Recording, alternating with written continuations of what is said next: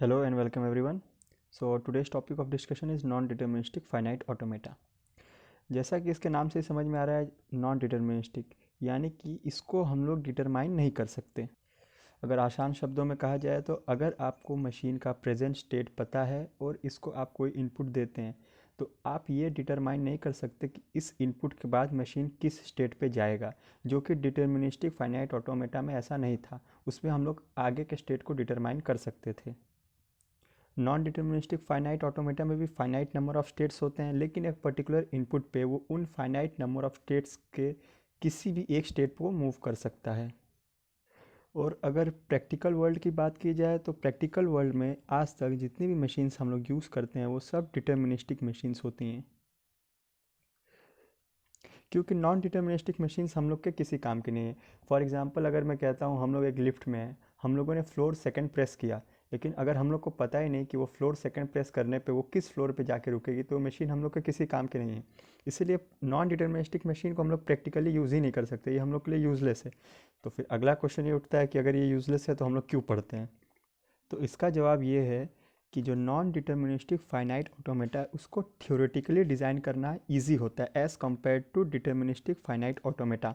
और उसके बाद हम लोग नॉन डिटर्मिनिस्टिक फाइनाइट ऑटोमेटा को डिटर्मिनिस्टिक फाइनाइट ऑटोमेटा में कन्वर्ट कर देते हैं, जिससे कि हम लोग मशीन डिज़ाइन कर सकते हैं। इसीलिए हम लोग एनएफए को पढ़ते हैं, क्योंकि इसको डिज़ाइन करना ईजी होता है एज़ कम्पेयर टू डीएफए।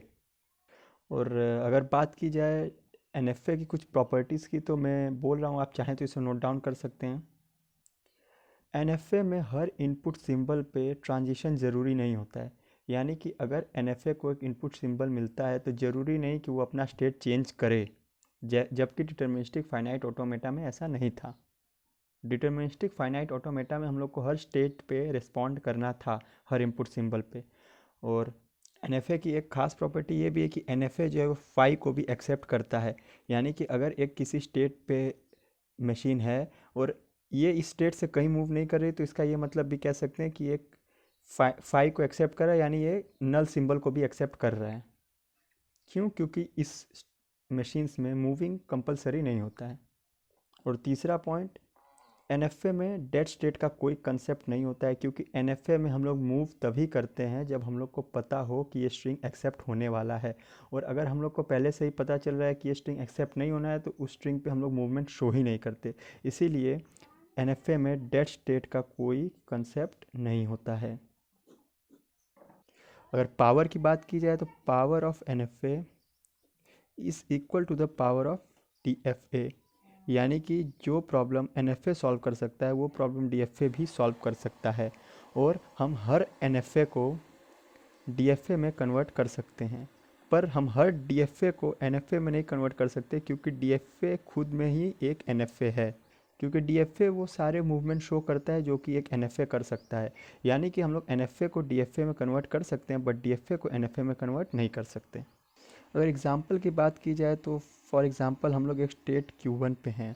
अगर Q1 पे इसे इनपुट सिंबल A मिलता है तो डिटर्मिनिस्टिक फाइनाइट ऑटोमेटा में किसी एक पर्टिकुलर स्टेट पे ही जाता था। फॉर एग्ज़ाम्पल मैं लेता हूँ Q2, लेकिन NFA में ये A पे Q2 पे भी जा सकता है, ये A सिंबल पे Q3 पे भी जा सकता है, ये A सिंबल पे Q4 पे भी जा सकता है, एंड सो ऑन। जितने भी इसके फाइनाइट नंबर ऑफ स्टेट्स हैं उनमें से वो किसी भी स्टेट पे मूवमेंट दिखा सकता है। सो ये है कुछ प्रॉपर्टीज़ एनएफए के बारे में। तो अब बात करते हैं एक्सेप्टेंस बाय एनएफए की, यानी कि एनएफए में स्ट्रिंग कब एक्सेप्ट होती है। A string W is said to be accepted by a NFA if there exists at least one transition path on which we start at the initial state and end at the final state। यानी कि एक NFA में string तभी accept होगी जब at least कोई ना कोई एक पाथ होगा जो कि इनिशियल स्टेट से स्टार्ट होकर फाइनल स्टेट तक जाता हो। यानी कि उसको अगर मैथमेटिकली बात की जाए तो किसी भी ट्रांजिशन पे इनिशियल स्टेट से अगर W एक सिंबल हम लोग को मिलता है तो वो फाइनल स्टेट तक जाए। इस कंडीशन में एनएफए स्ट्रिंग को एक्सेप्ट करेगा। और नेक्स्ट पॉइंट ये है कि for a string member it is not necessary for it to be always accepted, but there will be at least one transition in which it will be accepted. तो अगर string का कोई member है तो ज़रूरी नहीं कि वो हमेशा एक्सेप्ट ही हो, बट पूरे एनएफए में एटलीस्ट एक ट्रांजिशन ज़रूर ऐसा होगा जिसमें उस स्ट्रिंग मेंबर को एक्सेप्ट किया जाएगा। लेकिन स्ट्रिंग जो कि एक लैंग्वेज का मेंबर नहीं है वो किसी भी हाल में एक्सेप्ट नहीं होगा। यानी कि ये कहा जा सकता है कि अगर एक लैंग्वेज में कई सारे स्ट्रिंग्स हैं तो ज़रूरी नहीं कि सारे वैलिड स्ट्रिंग्स एक्सेप्ट हों ही, लेकिन कोई भी इनवैलिड स्ट्रिंग NFA से एक्सेप्ट नहीं होगा। तो अब तक हम लोगों ने NFA को जनरल टर्म्स में समझा था। अब फॉर्मली इसकी मैथमेटिकली डेफिनेशन की बात की जाए तो NFA can be represented by 5 tuple Q, sigma, delta, Q not और F।